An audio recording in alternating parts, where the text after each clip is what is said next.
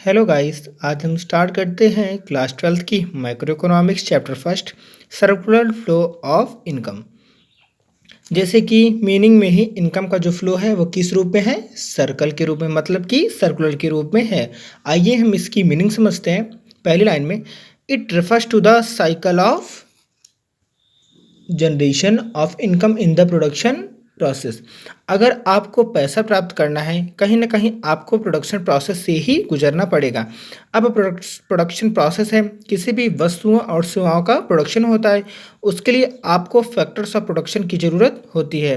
अगर आप factors of production impose करते हैं या फिर इंक्रीज करते हैं या फिर लगाते हैं, तो वहीं से प्रोडक्शन प्रोसेस स्टार्ट होता है। उसी प्रोडक्शन प्रोसेस से ही इनकम का जनरेशन स्टार्ट हो जाता है।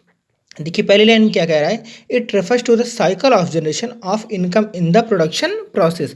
पहली लाइन क्या कह रही है कि जो भी इनकम का जनरेशन होता है वो इनकम का जनरेशन होता है वो प्रोडक्शन की प्रक्रिया से होता है। दूसरे प्रोसेस में क्या होता है? किसी भी वस्तु और सेवाओं का प्रोडक्शन करने के लिए आपको फैक्टर्स ऑफ प्रोडक्शन की ज़रूरत होगी। अब वह फैक्टर्स ऑफ प्रोडक्शन है कौन? जब आप फैक्टर्स ऑफ प्रोडक्शन की बात करते हैं या आप इन्हें फैक्टर्स ऑफ सर्विसेज भी बोलते हैं, आइए देखते हैं वो है क्या। फैक्टर्स ऑफ प्रोडक्शन या फिर हम इसको फैक्टर्स ऑफ सर्विसेज भी कहते हैं। पहला क्या है हमारा? Land, labour, capital,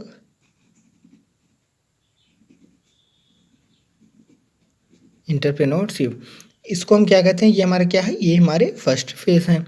first phase में क्या है? इन्हीं की हेल्प से गुड्स एंड सर्विसेज को प्रोड्यूस किया जाता है।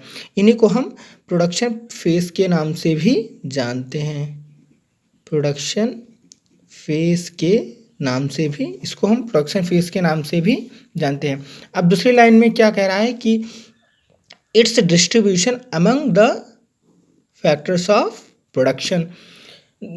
फर्स्ट फेज में इनकम का जनरेशन स्टार्ट हो गया और सेकंड फेज में क्या होता है? जिसके पास जिस रूप में फैक्टर्स ऑफ प्रोडक्शन होता है या सर्विसेज होती है उसको उसी के रूप में इनकम को डिस्ट्रीब्यूट कर दिया जाता है, मतलब कि उसी रूप में इनकम को बांट दिया जाता है। जिसके बाद देखिए, जैसे जिसके पास लैंड है उसको रेंट, जो लेबर का काम किया है उसको वेजेस, जो अपना कैपिटल लगाया उसको इंटरेस्ट, एंटरप्रेन्योरशिप मतलब कि जिसने बिजनेस को स्टार्ट करने के लिए रिस्क लेना चाहा उसको प्रॉफिट। सेकेंड फेज में क्या? सेकेंड फेज में क्या? जिसने जिस रूप में फैक्टर्स ऑफ सर्विसेज या फैक्टर्स ऑफ प्रोडक्शन लगाया उसको उसी रूप में फैक्टर्स पेमेंट कर दिया जाता है। इसको हम फैक्टर्स ऑफ पेमेंट कहते हैं। फैक्टर्स ऑफ पेमेंट, जैसे लैंड के बदले रेंट, लेबर को वेजेस, कैपिटल को इंटरेस्ट, एंटरप्रेन्योर को प्रॉफिट। अब तो सेकेंड फेज में क्या होता है कि डिस्ट्रीब्यूशन हो जाता है किसका? इनकम का। किसके बीच में? Among the factors of production के बीच में इनकम का डिस्ट्रीब्यूशन हो जाता है। तो यह फैक्टर्स ऑफ प्रोडक्शन इनके बीच में क्या किया जाता है? इनकम को डिस्ट्रीब्यूट कर दिया जाता है। अब तीसरी बात, जब लोगों के पास पैसा आएगा किसके रूप में? रेंट, वेजेस, इंटरेस्ट और प्रॉफिट के रूप में मनी रिसीव होगा, पैसा रिसीव होगा, क्योंकि सेकंड फेज में इनकम को डिस्ट्रीब्यूशन कर दिया गया है। तो लोगों के हाथ में जब पैसा आएगा तो उनकी परचेसिंग कैपेसिटी क्या हो जाएगी? इंक्रीज हो जाएगी, मतलब कि बढ़ जाएगी। जब परचेसिंग पावर उनकी इंक्रीज हो जाएगी तो आप उसको कंजप्शन प्रोसेस पर उसको खर्च कर सकते हैं। तो तीसरी बात समझिए, finally it's circulation from household to firm in the form of consumption expenditure on goods and services produced by them. यहाँ देम का मतलब क्या है? देम का मतलब यहाँ पे फर्म है। फैक्टर पेमेंट इनकम रिसीव हुआ किससे? हाउस होल्ड के द्वारा, क्योंकि हाउस होल्ड ही ऑनर होता है फैक्टर्स ऑफ प्रोडक्शन का।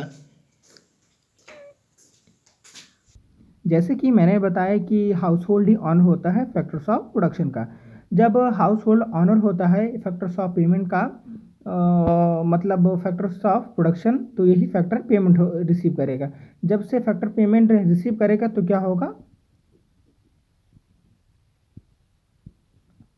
House hold to firm consumption expenditure start हो जाएगा।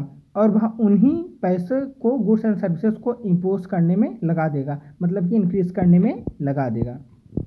Thank you guys, this video is very helpful for you, so please subscribe the channel and click the bell icon.